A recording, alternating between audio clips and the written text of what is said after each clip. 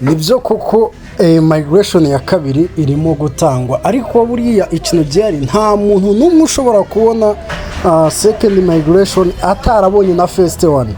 Ni ukuvuga ngo ibi bintu Coreteam nayo hari ibintu ikora rimwe na rimwe nabivuga bati nawe warambiye wahaze wo yasuka bihaga sino kugira gute. Murabizi ko uyu mushinga uri no mu mishinga nge nemera cyane na nafana, ariko kuri inshuro sinumva ukuntu bari kuvuga migration first migration abenshi ntibarayibona, bigaturuka kuri KYC yaheze muri tentative cyangwa se kuba migration yo yarakomeje ikigumira kuri abatarayibona.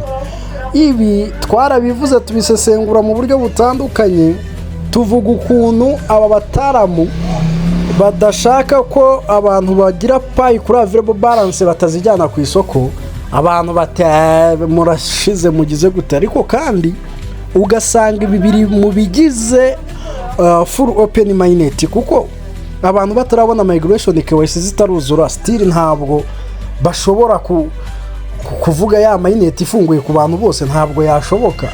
Ibyo rero bizashoboka ari uko n'ubundi dufite za migration abantu bose baramaze kwimurirwa kuri mainnet, ariko kandi na first migration ibyo bibazo byararangiye.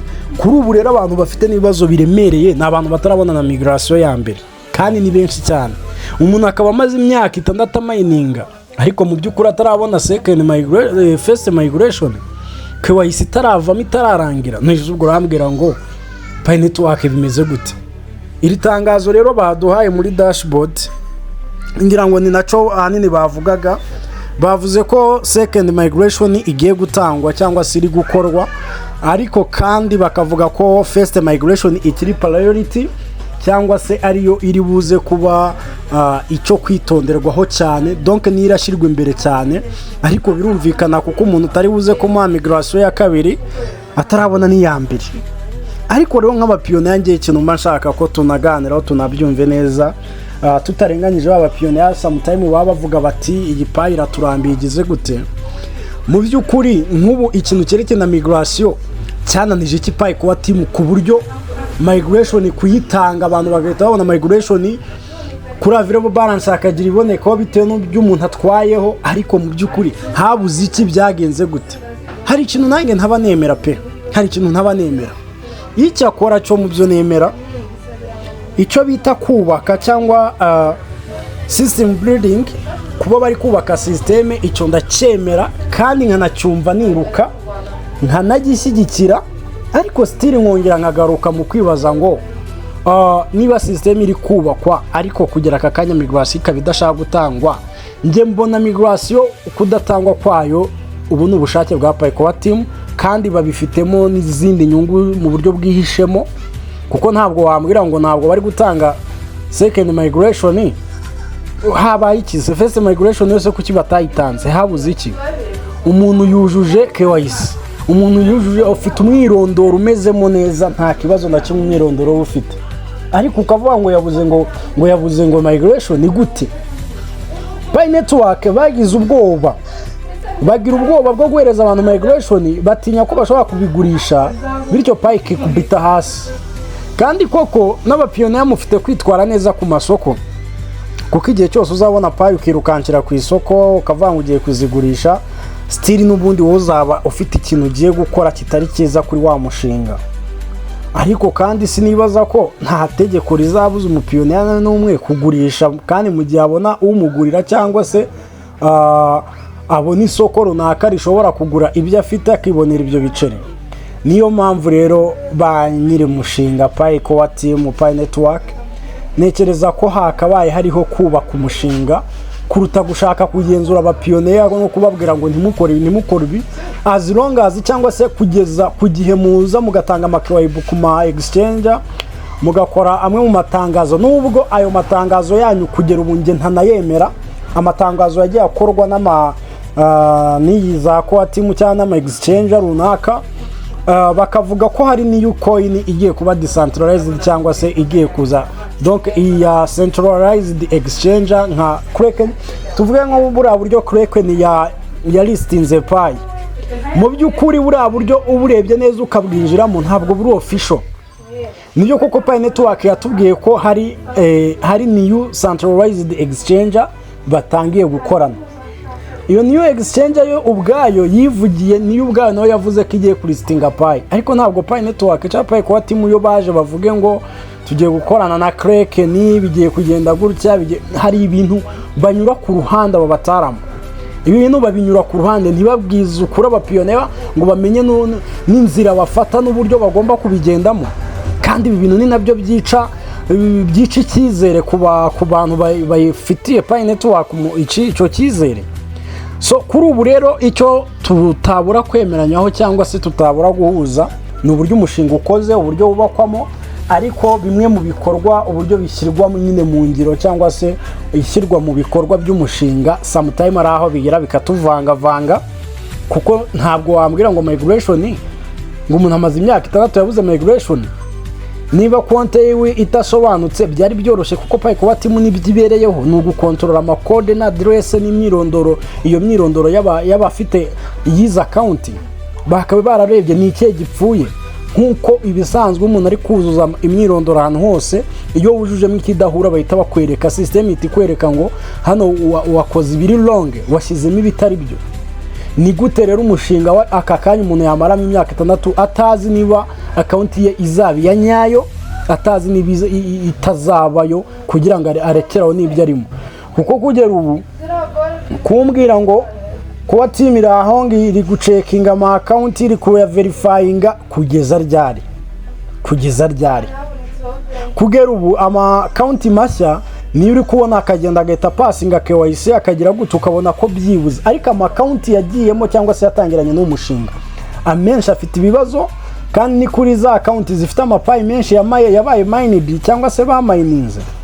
Kugera ubu rero ibibazo biba bikiri byinshi, kandi ibi bintu nje nkunze kwibona kuri X, aho abapiyoniya bamwe na bamwe baba bagiye babireplayinga kuri tweets z'aba bataramu bo muri Pi Network cyangwa se no muri bandi bashyiraho update za Pi. Nk'ubu rero nk'iri tangazo ryo kugera ubu mu by'ukuri abantu bari kwivovota, bakavuga batari ko kuki mukomeza kuvuga cyane second migration na first one, kuri bamwe ntibarayibona. Ni gute abantu bagiye kubona second migration hari abantu batarabona na first migration? Umwirondoro umeze neza, nta kibazo na kimwe cyavutsemo, ahubwo gusa byatewe na systeme yanyu akaba ari y'ibibano. Ntabwo nyine hari ibintu bitaba byumvikana, kandi rimwe na rimwe nanjye ari aho bigera nkajya mu ruhande rw'abapiyoniya nkumva complain zabo ntazumva. Gusa kuri inshuro ho reka nibuze turebe ngo ese ibi bya migration biraza gutanga iki, ese ababuze first migration biraza kurangira bayibonye abantu bose bimurirwe kuri mainnet, noneho nibirangira. Kuko sinabura kukubwira ko Pi Coreteam yigeze ivuga ko hari update yasohotse ivuga ko nibuze abantu bagomba kujya binjiramo bahita bapassinga KYC babona migration kugera ku rwego buri muntu wese, nta muntu barajya bavuga ngo yategereje ibi ngategereje ibihoya. Account kuyinjiramo uhita upassinga KYC, iriya minsi abantu bategereza cyangwa amezi umuntu ategereza nta mpamvu yayo. Umuntu creating account yinjiramo agira gute ahita passinga iza mininze zose, kuza mininze zikageraho izigomba guhita ziba migrated. Bwari uburyo bwo kugira ngo n'abatazaba bafite izi Pi nibuze bajye bazibonera muri transfer zishobora kubaho, yaba kuri peer to peer cyangwa se umupiyoniya ku mupiyoniya mu gihe ashatse guha mugenzi we, cyangwa bakazigurira nabo ubwabo, kugira ngo haze kubaho ubwo buryo bwa circulation ya Pi ku ma Pi wallet agiye atandukanye. So ibyo ngibyo rero niba bigomba kugeraho, ni gute abantu batabona migration? Umuntu akabana imyaka 6 ibintu byarabaye yellow, no?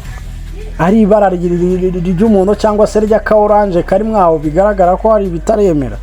So ibi bintu rero mu by'ukuri byo biba bigomba gusobanuka, ariko kandi nk'abapiyoniya namwe murabizi neza ko uyu mushinga nyine bitewe n'uburemere ufite n'ibyo bategura gukora bikakaye, ariko kandi bizaba byiza ku muntu wese uzaba uri muri uwo mushinga. Niyo mpamvu rimwe na rimwe niyo habaho kwivovota cyangwa se kwitonganya.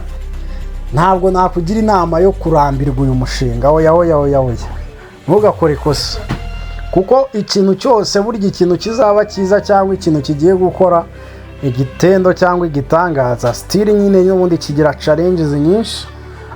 Ntibyagutangaza ari nk'ibyo bajya gusora bagahita babona ari imbogamizi zishobora kuvuka kandi wenda zitarizweho before, nazo bakabanza bakazigaho, nyuma yo kuzigaho bakavuga bati nibura twa dropping iki n'iki. Iyi ni inzira ndende ariko nibuze kugera ubu Pi Network, umushinga wa Pi Network umaze kugera kuri 87% byo kuba wagera kuri success yawo. Tuzabyita ko wageze 100% mu gihe ibintu byose byatangiye gukora. Ibyerekeye n'ibiciro byaho Pi zabigeze byo bizagenda biterwa niyo usage yayo cyangwa se niyo utility buri gikoreshwa. Ibyo rero nibyo bizatugenera bikagenda birema ka gaciro gahoraho k'uyu mushinga, cyangwa se ku buryo Pi nayo izatangira guhangana ku ruhando mpuzamahanga n'izindi coin, izindi crypto coin aho zigiye zigera. Wenda tukazumva amwe mu makuru atubwira ngo Pi Network yageze ku bihumbi bingahe by'idolari, tukumva ngo yageze hehe abapionera kuri za nzozi zabo za GCV 312,159 by'idolari, naho nibura tukabona tendance yaho ngaho. Ariko ibi bizaturuka cyane ku kuba abanyamerika cyangwa b'abanyaburayi banje bazaba baramaze gukunda ibintu, kuko ibintu byinshi niyo mishinga mwumva ikomeye nge nambabwira, imyinshi ni iminyaburayi ni iminyamerika, niyo mishinga izateza cyane uyu mushinga wa Pi Network imbere, kuko izo company zimara kugeramo nk'izo nganda z'imodoka, izo nganda z'ibindi bicuruzwa runaka, nizimara kugeramo zikemera iyo crypto. Ugereranyije nko mu bihugu bya Afurika ho ibihugu byinshi ntabwo biremera ama cryptocurrency, ntabwo birashyiraho itegeko rihamye rigenga imicungire cyangwa se imigenzereze y'iyo cryptocurrency. Kandi mu by'ukuri nubwo batubwira ngo cryptocurrency ni ifaranga koranabuhanga ngo rutagenzurwa ngo n'igihugu icyo ari cyo cyose, ariko ntimuze kumbwira ngo ntabwo crypto, none se Bitcoin ntabwo abayikoze ntibahari, ntabwo bareba circulation yayo se? Umbwira ko ishobora kujya kuri wallet runaka ikajya kuyini ntibabone iyo transaction. Ahubwo ikibagiye ariyo bavuze ngo ntabwo bigenzurwa n'igihugu runaka, nuko buri gihugu kidashobora gufata umwanzuro kuri iyo crypto ngo kivuge ngo duhagaritse ama wallet runaka, duhagaritse, kuko still umuntu azaba afite telefone na internet ye aza accessing ibintu byose runaka. Aka kanya ntabwo igihugu kizi gukoresha TikTok, aka kanya ntabwo igihugu kizi gukoresha like YouTube, ariko birashoboka ko ushobora kwitereka noneho kwa biriya by'ama blockchain, noneho ntibanabimenye bikatandukana cyane n'izindi mbuga bashobora kuguflowingaho bakavuga bati uyu muntu n'umunyarwanda ari gukora ibintu content zinizi. Mugereho kuri blockchain ho bizaba bigoranye, ntabwo leta izagenda ifata buri telefone y'umuntu runaka. Niyo mpamvu mubwira ngo biragoye ko bahita bafataho umwanzuro like. Ariko kubyerekeye no kumenya ngo transaction ziri gukorwa, ba nyiri umushinga, ba nyiri Pi Network bo barajya babizi neza ko ku gihugu cyangwa se ku butaka rw'u Rwanda hariho Pi zingana gutya. Kuri iki gihugu n'iki kiho circulation ya Pi zingana gutya. Ntabwo ibyo byayobekana, ibyo byo nta n'uwabimbeshya ngo bikunde, kuko wakoze systeme arajya abona na transaction uko zigenda. Icyo akora cyo bavuze ngo ntabwo birajya bikontororwa n'umuntu umwe gufata decision, nuko abantu barajya bahuza amakuru cyane ku bijyanye na security y'ama wallet y'umuntu runaka. Birajya bigorana ko umuntu umwe yaza ngo afate icyemezo, ariko kuri iyi nshuro uraza kubirebera urugero rwa hafi rufatika kuri migration. Kumva abantu ari umuntu ashoje KYC, umuntu umwirondoro wiwe urahura neza nuko ibintu bigomba kuba bimeze, ariko ngo migration yabuze, barangiza bakababwira ngo ibyo ni ibya systeme mu biturekere. None se ubwo urumva bitanduye no kuba bakigenzura account. So ibyo rero ntihagire umuntu uzajya umbesha, ibintu byose byakozwe n'abantu bizahora bigengwa n'abantu uko byagenda kose. Ahubwo isi turi kuganamo naho bagiye kujya bafata tuvuge nk'iyo blockchain, iyo tuvuze blockchain bagafata nibuze ikintu cyakabaye gikontororwa n'umuntu umwe bakagihereza umubare mwinshi w'abantu, ku buryo bigoye ko umuntu umwe yahita afata icyemezo.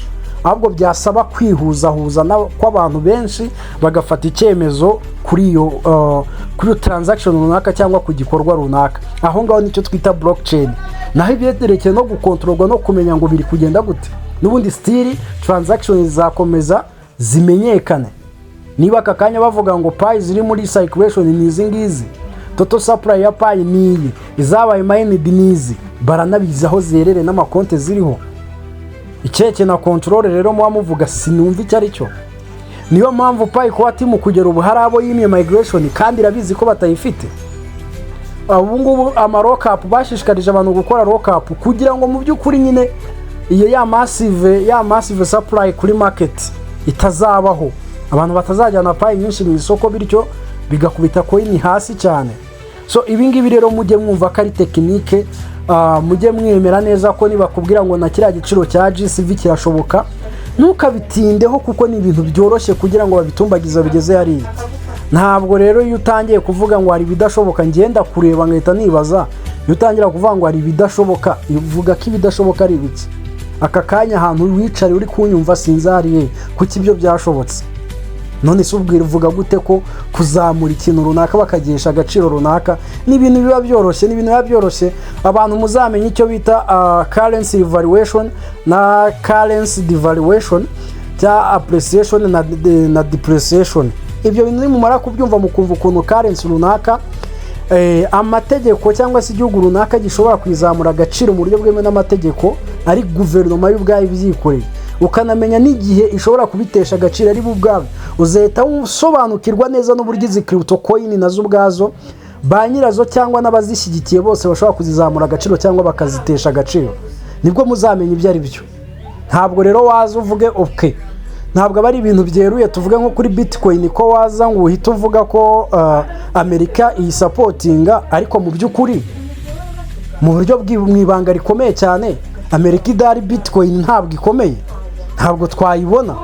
So niyo mpamvu rero nkubwira ngo byanga byakunda wowe wavuga ko ugiye kuva muri umushinga wowe waba ufite icyo kibazo cyo kutizera no kutabasha kwihangana, kuko isayero yose ba nyirawo hari urwego bazawushyiraho. Rero no kuba utarabonye migration kandi wenda ubona warujuje ibisabwa, ibyo ni bya bindi birajya bibaho ugasanga nyine hari abariganyijwe bora zabo kandi ukabura naho uregera. Kugera ubu ndakubwiza ukuri ko migration uyibuze waregera he, wahamagara nde? Nimero za Dr. Nicolas Kokarisi uretse nge wazibaza n'undi muntu ku isi wazibaza, nawe wazikura he? Ninjye gusa uzifite kandi nanjye kugira nziguhe byaguhenda, uri kubyumva? Nanjye maze kugira ngo muhamagara nyitaba mfate n'ibibazo biraguye. So reka twongere mu kindi kiganiro.